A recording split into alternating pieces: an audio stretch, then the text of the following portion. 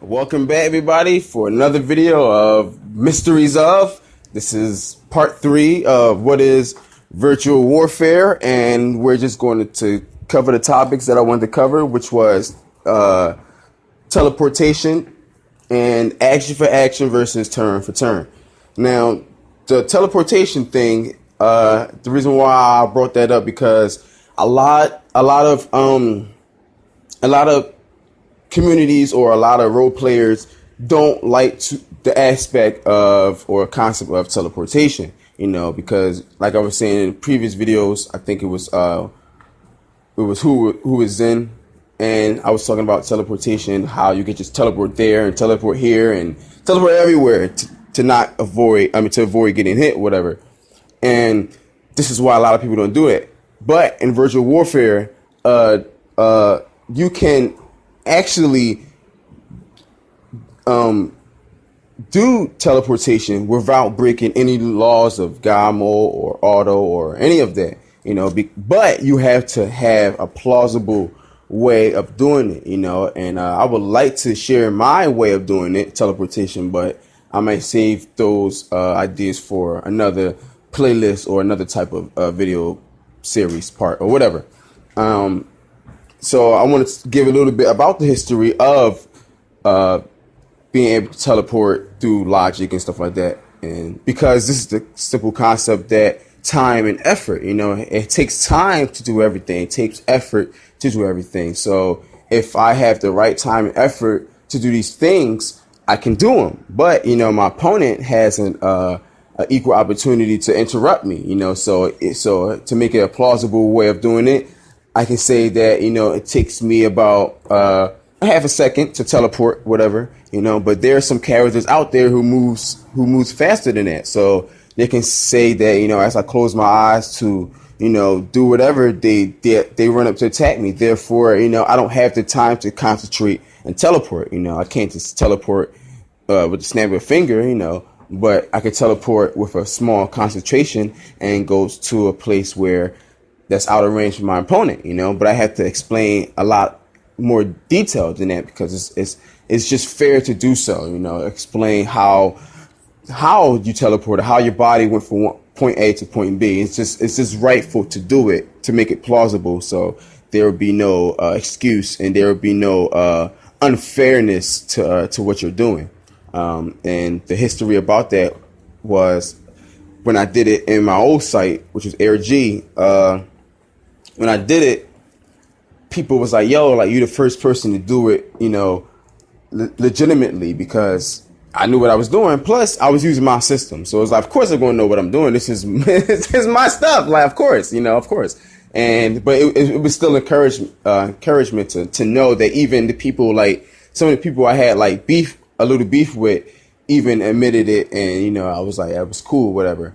But with that, because you can use time and effort, you can do a lot of things. You can heal in the mid battle. You can summon things. You can do a lot of things that a lot of communities ban, because maybe a lot of communities or a lot of role players take advantage of those concepts of just, using blood manipulation, because blood manipulation is not really legal in certain rule sets, certain communities, for the simple fact that, we all have blood in us, and I can just, like, control you and do whatever. And it kind of falls into the rule of puppeteering, which is, saying that I control your character. I can say your character do this and that, whatever, right?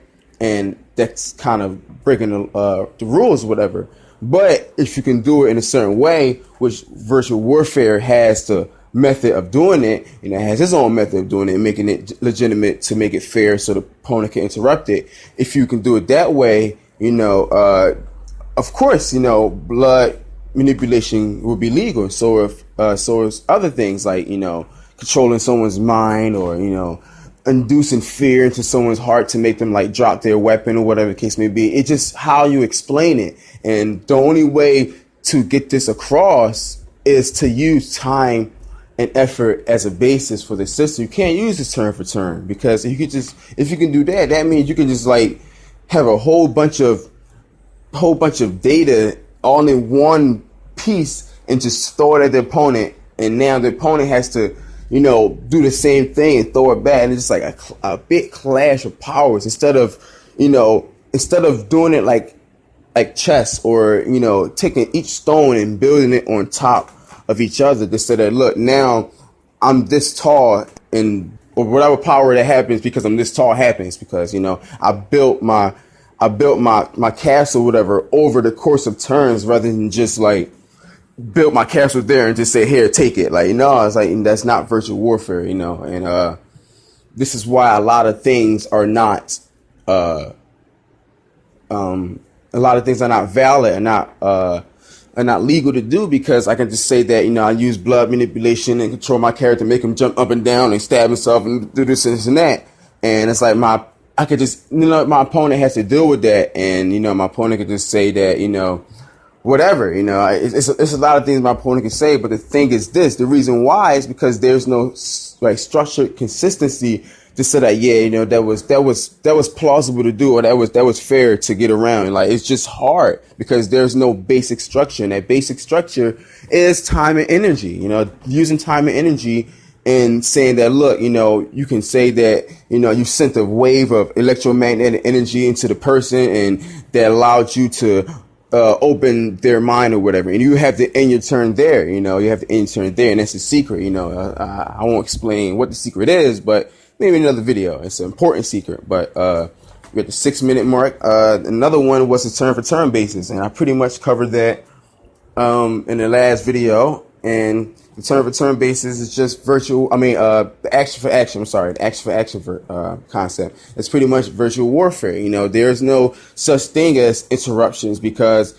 you know, that concept of using interruptions is throughout every turn. You know, you use that concept throughout every turn. And that concept of interruption is what the new world of role-play fighters use, because this is what they use. And it's because, who knows? And it's like, my perspective says that it's because I use virtual warfare, and it's like, if I go into a room or go to a chat or whatever and fight somebody, of course my ideas, my creativity is going to brush off of someone, and they're like, wow, you know, that was fair, whatever. It happens all the time. I mean, I'm not trying to say like, oh, it happens all the time. Like, yeah, but it's like, you know, it happens, you know, and my thing's just like, see new ideas and like, wow, you know, that makes sense to do next time around. And, you know, that's how things just grow over time. And, you know, this is what it is. You know, people can say that, you know, oh, you know, New World was this before you, and, you know, oh, you ain't do nothing. Everybody,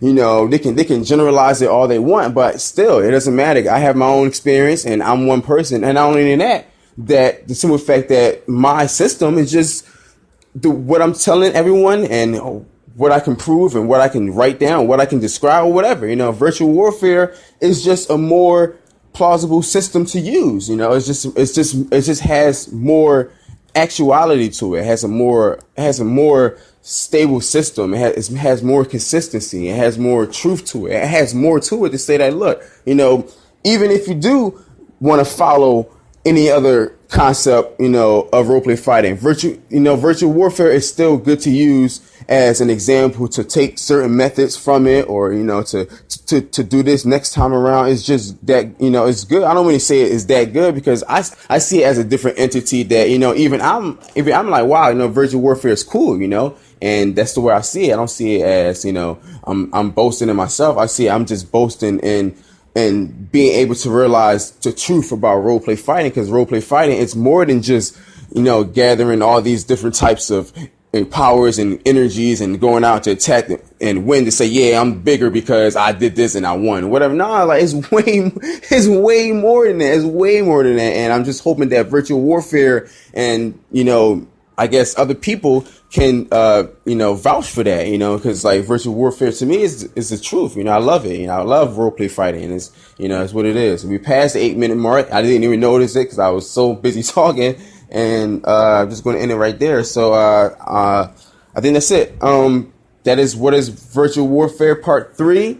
And thanks everyone for tuning in. I don't know what's the next video is going to be about, but I see everybody in the future. Stay tuned for season 3 coming soon. I'm not going to say when yet until I actually make the trailer for it. Season 3 is going to be about spiritual energy, chi energy, you know, all this stuff about metaphysics, you know, stuff like that. And this is the level that I usually fight on, you know. And I'm just going to end it here because I'm talking too much. And thanks for watching, and I see you next time. Deuces!